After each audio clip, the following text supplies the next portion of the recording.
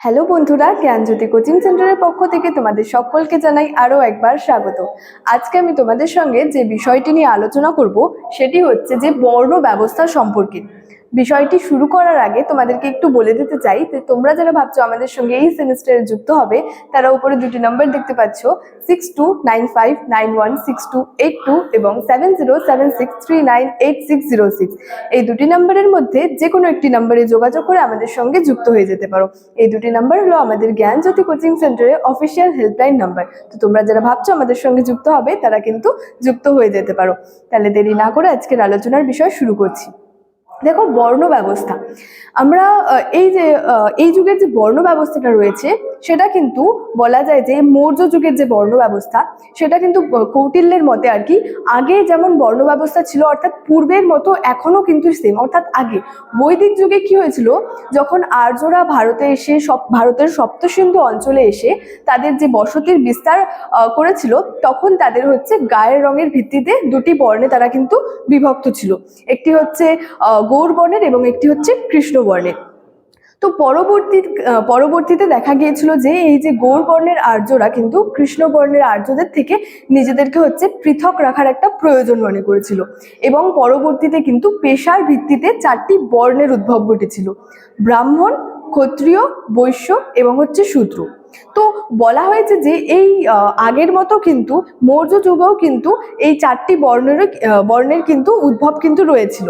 সেই চারটি বর্ণ হচ্ছে যে ব্রাহ্মণ ছিল, ক্ষত্রিয়, বৈশ্য এবং হচ্ছে শূদ্র।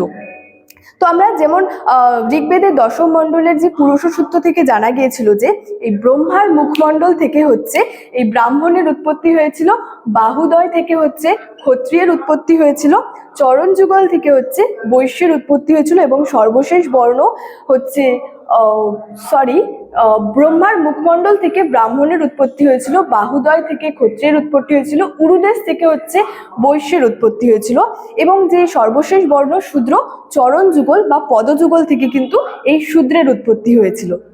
ঠিক আছে, তো এগুলা আমরা যে ঋগ্বেদের দশম মণ্ডলের পুরুষ সূত্র থেকে কিন্তু জানতে পেরেছিলাম। এবার বলবো যে এদের কাজ কি ছিল। এদের তো পেশাগত ভিত্তিতে তো বর্ণের উদ্ভব হয়েছিল, কিন্তু এদের কাজ কি ছিল। দেখো, ব্রাহ্মণের কাজ ছিল হচ্ছে পূজা অর্চনা, যাগযজ্ঞ এবং হচ্ছে বিদ্যা চর্চা করা, কিন্তু এই ব্রাহ্মণের কাজ ছিল। ক্ষত্রিয়র কাজ ছিল হচ্ছে দেশ শাসন এবং দেশ রক্ষা করা। বৈশ্যদের কাজ ছিল হচ্ছে যে ব্যবসা বাণিজ্য, কৃষিকাজ, পশুপালন করা, কিন্তু এই বৈশ্যদের কাজ ছিল। এবং সর্বশেষ বর্ণ ছিল হচ্ছে শূদ্র। এদের কাজ কি ছিল, এই যে ওপরের তিন বর্ণ, অর্থাৎ এই যে ব্রাহ্মণ, ক্ষত্রিয়, বৈশ্য এবং বৈশ্য, এই তিন বর্ণের সেবা করা কিন্তু এই শূদ্রদের কিন্তু কাজ ছিল। তো বলা যায় যে এই মৌর্য যুগে কিন্তু পরবর্তীতে যে এদের এই বর্ণগুলির কিন্তু একটা যে চতুরাশ্রম প্রথার বলা যায় যে সেখানে প্রচলিত ছিল। এছাড়াও বলা যায় যে এই বর্ণগুলির বাইরেও কিছু কিছু বর্ণের কিন্তু উদ্ভব হতে দেখা গিয়েছিল, এবং বৈশ্যরা কিন্তু আর্থিক দিক থেকে আর কি বেশ সমৃদ্ধ ছিল, এবং বিভিন্নভাবে কিন্তু এদের যে কাজকর্মের কথা কিন্তু বলা যেতে পারে। তো এটা সম্পর্কেই কিন্তু যে বলা হয়েছে এদের কাজকর্ম কি ছিল। এবং পরবর্তীতে দেখা যায় যে শূদ্রদের অবস্থা কিন্তু আরো, যে শূদ্রদের একটা যে তারা আর্থিক দিক থেকে একটা অবস্থান পেলেও সামাজিক দিক থেকে কিন্তু তেমন কোনো একটা অবস্থান কিন্তু পায় না। তো এইটাই ছিল যে মৌর্য যুগের বর্ণ ব্যবস্থা কি ছিল। আমি বিষয়টা আরেকবার রিপিট করে দিচ্ছি যে মৌর্য যুগেও কিন্তু আগের মতোই চারটি বর্ণেরই কিন্তু চারটি বর্ণই ছিল কৌটিল্যের মতে। সেটা হচ্ছে ব্রাহ্মণ, ক্ষত্রিয়, বৈশ্য এবং শূদ্র। তো এই ব্রাহ্মণ ঋগ্বেদের দশম মণ্ডলের পুরুষ সূত্র থেকে আমরা জানতে পারি যে ব্রহ্মার মুখমণ্ডল থেকে ব্রাহ্মণের উৎপত্তি, বাহুদয় থেকে ক্ষত্রিয়ের উৎপত্তি, উরুদেশ থেকে বৈশ্যের উৎপত্তি, এবং চরণ যুগল বা পদযুগল থেকে কিন্তু শূদ্রের উৎপত্তি। এবং এই ব্রাহ্মণদের কাজ ছিল হচ্ছে যে পূজা অর্চনা করা এবং হচ্ছে বিদ্যাচর্চা করা, যাগযজ্ঞ করা। ক্ষত্রিয়দের কাজ ছিল দেশ শাসন, দেশ রক্ষা করা। বৈশ্যদের কাজ ছিল ব্যবসা বাণিজ্য, কৃষিকাজ, পশুপালন, এবং শূদ্রদের কাজ ছিল এই তিন বর্ণের হচ্ছে সেবা যত্ন করা। তো এটাই ছিল আজকের আলোচনার বিষয়।